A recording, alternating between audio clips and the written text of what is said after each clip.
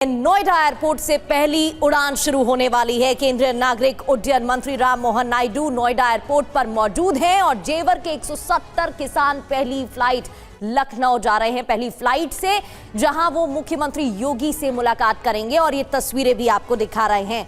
तो आज से पहली कमर्शियल उड़ान 17 जून से कार्गो सेवा की शुरुआत भी होगी और इस दौरान 170 किसान पहली फ्लाइट लखनऊ जाएंगे पहली फ्लाइट से और उनकी मुख्यमंत्री योगी से मुलाकात भी होगी। बहुत दिन से इसके लिए इंतजार था कि कब शुरू होने वाली है और आज मैं देख रहा हूं कि बहुत इमोशनल है, एक्साइटमेंट है। यहाँ पे नोएडा इंटरनेशनल एयरपोर्ट हमारे देश के टॉप 5 एयरपोर्ट्स में एक बनने वाला है आगे जाते हुए। तो उसके लिए जितने लोगों ने भी इसके लिए योगदान दिया, जिन्होंने सहायता दी, उन सबको मैं बधाई देना चाहूँगा। और ख़ास करके ये नोएडा इंटरनेशनल एयरपोर्ट हमारे आदरणीय प्रधानमंत्री जी नरेंद्र मोदी जी का एक सपना रहा है, एक विजन रहा है, क्योंकि एयरपोर्ट के साथ इकोनॉमिक एक्टिविटी, रोजगार, अन्य इंडस्ट्रीज़ पे प्रभाव, ये सब एक हमने काफ़ी 10 साल में हमने काफ़ी बढ़ोतरी हमने देखी है। उसी के साथ यहाँ के ग्रोथ इंजन बनने के लिए ये नोएडा इंटरनेशनल एयरपोर्ट हमारे प्रधानमंत्री जी ने एक सोचा था और आपको पता ही है मोदी जी है तो मुमकिन है। तो राम मोहन नायडू को सुन रहे थे आप। कुमार कुंदन हमारे साथ इस वक्त जुड़े हैं। कुमार साहब, यही समझना चाहेंगे कि एयर जो कनेक्टिविटी है उसको कैसे ये बहुत ही बड़े स्तर पर बदलने वाला है। पश्चिमी उत्तर प्रदेश की खासकर बात करें, लंबे समय से मांग हो रही थी कि एक ऐसा एयरपोर्ट होना चाहिए। नोएडा इंटरनेशनल एयरपोर्ट के आने के बाद से यूपी, खासकर वेस्टर्न यूपी का पूरा डायनेमिक्स कैसे बदलने वाला है? देखिए रवि, इस वक्त मैं नोएडा इंटरनेशनल एयरपोर्ट जेवर में मौजूद हूं और अभी अभी फ्लाइट की टचडाउन हुई है और टेक ऑफ भी हुआ है। दोनों को वाटर सैल्यूट दिया गया है, जो कि एविएशन सेक्टर का सबसे बड़ा सम्मान होता है। और निश्चित रूप से आज इस पश्चिम उत्तर प्रदेश के लिए बहुत बड़ा दिन है। जिन जगहों पर किसान ट्रैक्टर चलाते थे वहाँ अब हवाई जहाज उड़ रहे हैं।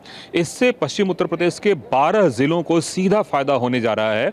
आप फर्ज कीजिए, कोई आदमी आगरा में रहता था और अगर उसे एयरपोर्ट चाहिए था तो उसके लिए उसे दिल्ली जाना पड़ता था या फिर लखनऊ जाना पड़ता था। उसके लिए अब सीधा जेवर एयरपोर्ट हो गया है।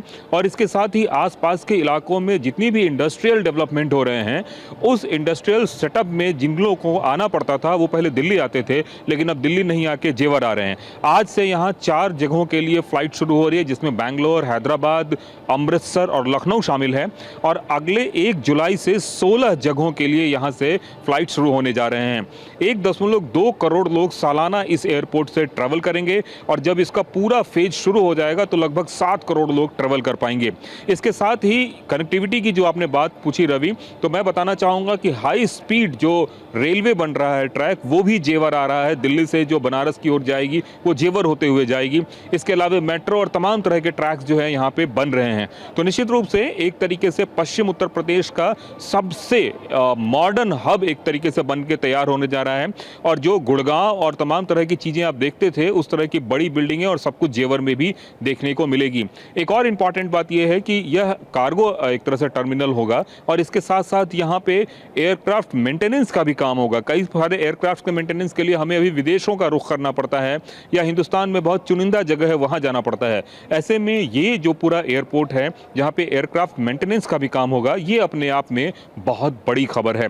तो निश्चित रूप से इंटरनेशनल एयरपोर्ट की शुरुआत हो गई है। दिल्ली में अब 3 एयरपोर्ट हो गए हैं जहाँ से कि कमर्शियल हो रहा है। एक इंदिरा गांधी इंटरनेशनल, हिंडन और तीसरा जेवर। और सबसे बड़ी बात जो मैं बता रहा था, पश्चिम उत्तर प्रदेश के रिलीजियस कॉरिडोर है, बगल में वृंदावन है, मथुरा है, आगरा में लोग ताजमहल देखने आते हैं। ये सारे कॉरिडोर को ये टैकल करेगा और निश्चित रूप से एक बहुत बड़ी सुविधाजनक चीज की शुरुआत हुई है। रवि, बिल्कुल कुमार कुंदन, और वो तस्वीरें भी हमने दिखाई थी। 28 मार्च को प्रधानमंत्री नरेंद्र मोदी पहुंचे थे, उन्होंने उद्घाटन किया था। लाखों यात्रियों को सुविधा मिलेगी, जैसा कि आप बता रहे थे। बहुत बहुत शुक्रिया आपका जानकारी देने के लिए।